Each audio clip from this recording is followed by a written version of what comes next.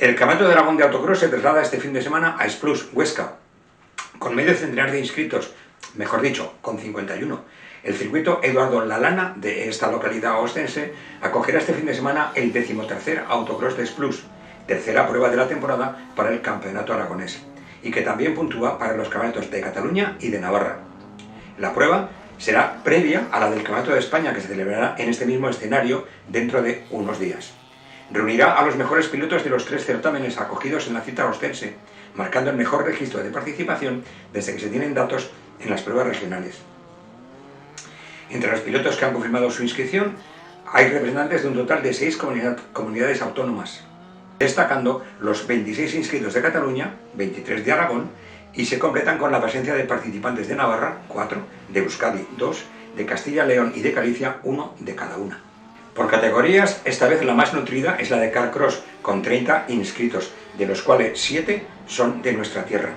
La División 2 cuenta con 12 inscritos, 6 de ellos de Aragón, a los que se suman los 5 integrantes de la categoría Carcross Junior, nutrida exclusivamente por pilotos catalanes.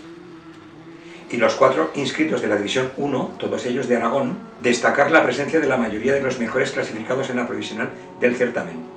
En Carcross, donde el líder provisional es David Herrero, se cuenta con la inscripción de los 5 primeros clasificados. La División 1 contará con la participación de los 2 primeros clasificados, en una categoría dominada por Salvador Torcal.